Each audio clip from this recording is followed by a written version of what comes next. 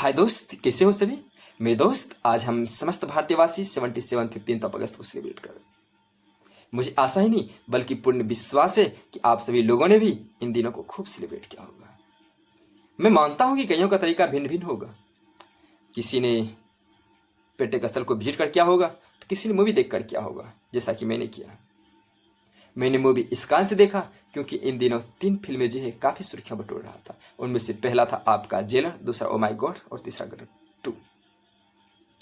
इन तीनों फिल्म की इतनी ज़्यादा चर्चाएं थी और बॉक्स ऑफिस पर इतना कमाई कर रहा था, इतना धमाल मचा रहा था कि मेरे लिए डिसाइड कर पाना यह कठिन हो रहा था कि मैं किस फिल्म को देखूं।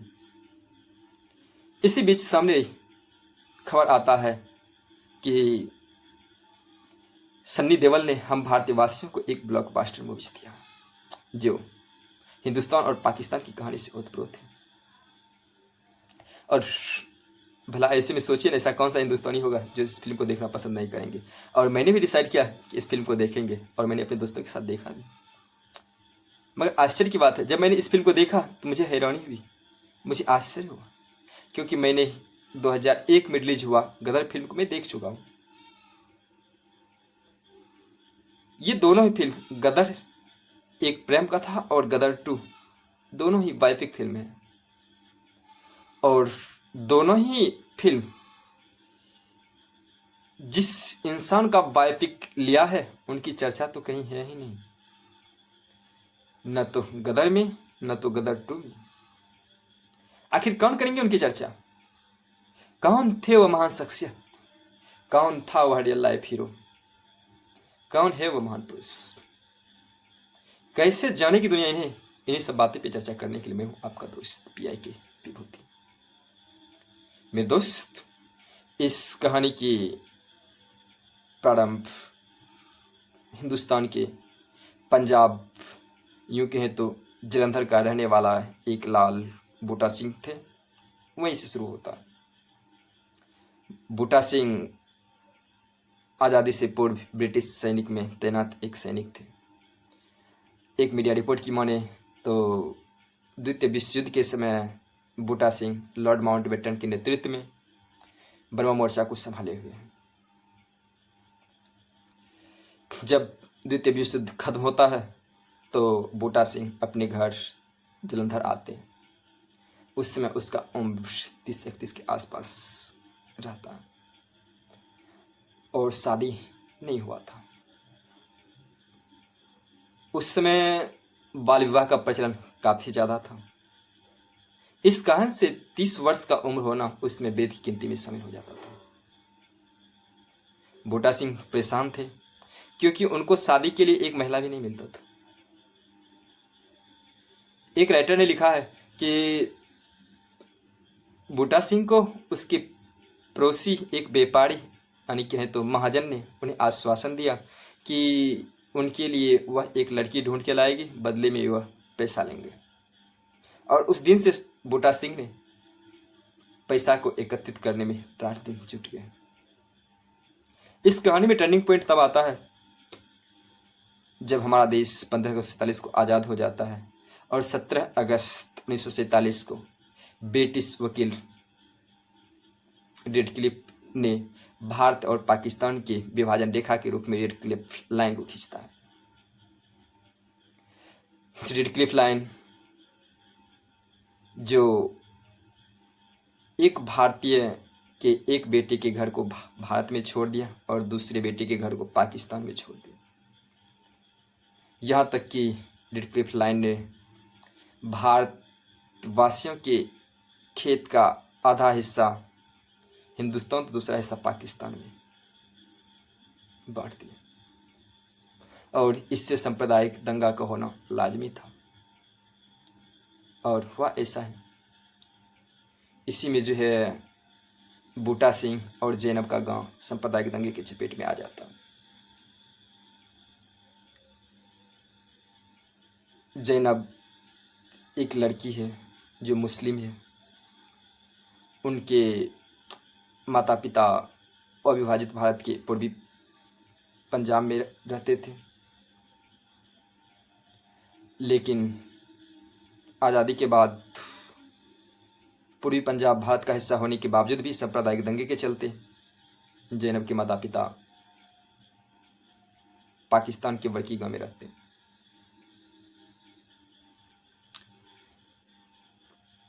तो उसी समय सांप्रदायिक दंगे का एक माहौल देखने को मिलता है क्या कि जैनब दौड़ रही है पीछे से, 30-40 की संख्या में एक गिरोह, एक भीड़ उसका पीछा करता है। जैनब भाग रही है, भागते भागते वह खेत में काम कर रहे बूटा सिंह से जाके टकरा जाता है। बूटा सिंह का पैर पकड़ के गिड़गिड़ाने लगता है, सरदार मेरी रक्षा करो, सरदार मेरी रक्षा करो, यह भीड़ मुझे मार डालेंगे। तो सरदार बूटा सिंह ने उस भीड़ का सामना किया और जैनब को बचाया। तो दूसरा कथानक मिलता है क्या सरदार बूटा सिंह ने उस भीड़ को 18,000 रुपया दे के बचाया। सच्चाई जो भी हो, बूटा सिंह ने जैनब को अपने घर ले आया। कुछ ही दिनों में यह खबर पूरे क्षेत्र में फैल गई कि बूटा सिंह ने एक मुस्लिम लड़की को अपने घर में रखा है। कुछ दिन यूं ही चलता रहा। एक दिन भीड़ ने उग्र रूप लिया और गांव वालों का यह मत हुआ कि या तो बूटा सिंह उस लड़की से ब्याह करेगा, अन्यथा वह उसे पाकिस्तान जाने वाले शरणार्थी शिविर में छोड़ देगा। उस समय बूटा सिंह की उम्र 55 होने को था और उस समय जैनब का उम्र वही 21-22 के आसपास था।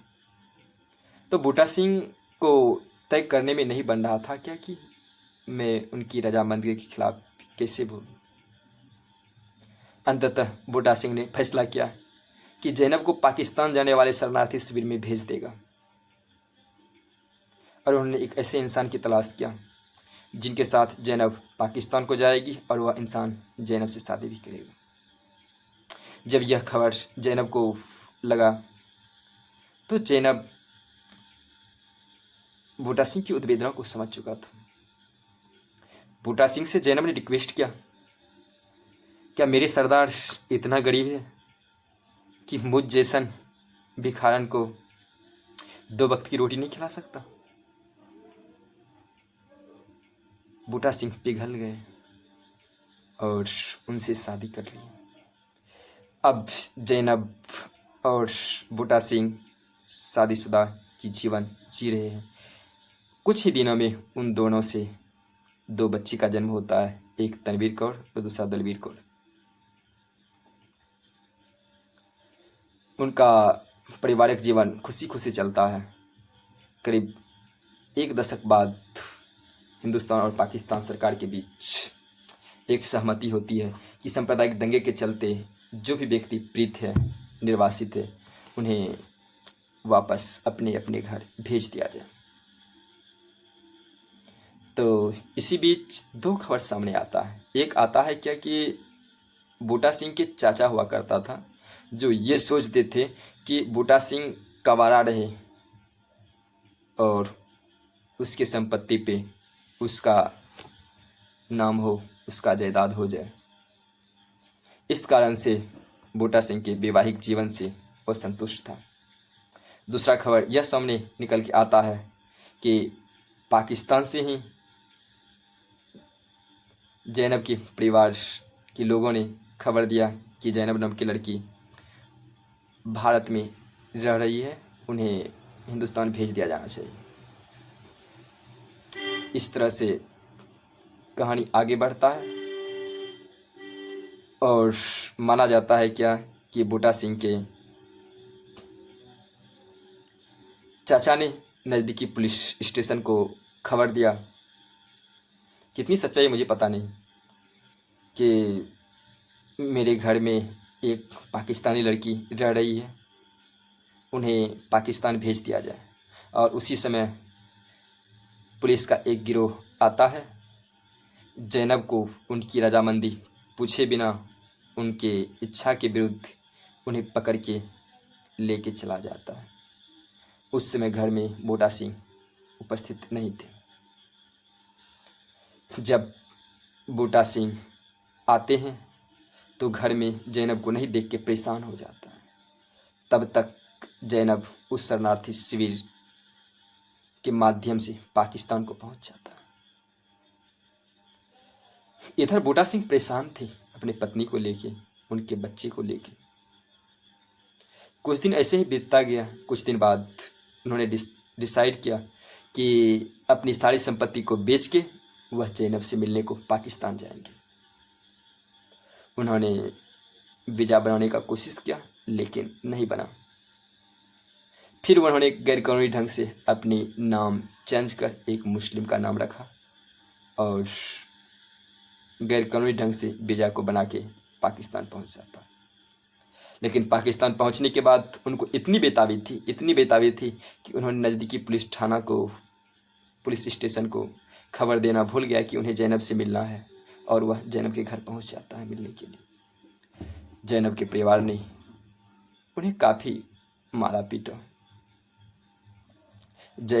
बूटा सिंह गिड़गिड़ाते रहे, जैनब तुम भारत चलो, तुम्हारी 2 बच्ची है, वहीं रहना। लेकिन उस समय तक जैनब अपने परिवार के दबाव में आके दूसरी शादी कर चुका था।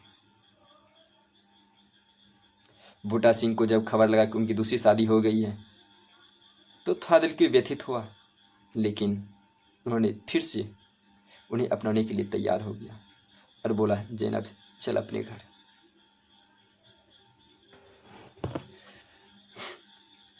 कहानी आगे बढ़ता है। जैनब के घर वालों ने पुलिस थाना को कंप्लेन करता है, पुलिस स्टेशन को कंप्लेन करता है और पुलिस आती है, बूटा सिंह को पकड़ के पुलिस स्टेशन ले आते हैं। वहाँ भी उनको टॉर्चर्स किया जाता है, अपनी बयान को चेंज करने के लिए कहा जाता है। जब उसे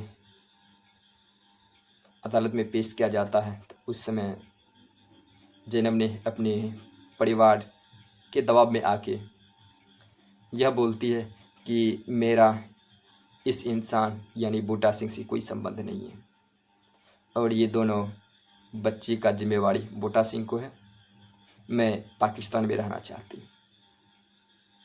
यह सुनकर बूटा सिंह इतना टूट गए कि उस समय वह उठ खड़ा भी नहीं हो पा रहा था। तब कुछ पुलिसकर्मियों ने उन्हें उठाकर भारत आने वाली ट्रेन जिस स्टेशन से खुलती थी उस स्टेशन पे लेकर आए। जब ट्रेन आ रही होती है उसी समय बूटा सिंह ने अपनी बच्ची को लेके पटरी पे कूद जाता है। इस तरह से ट्रेन से शहीद मोहब्बत बूटा सिंह की मौत हो जाती है, लेकिन उनकी बच्ची बच जाती है, जिनके हाथों में एक पत्र रहता है। उस पत्र में लिखा हुआ होता है कि वह मरते वक्त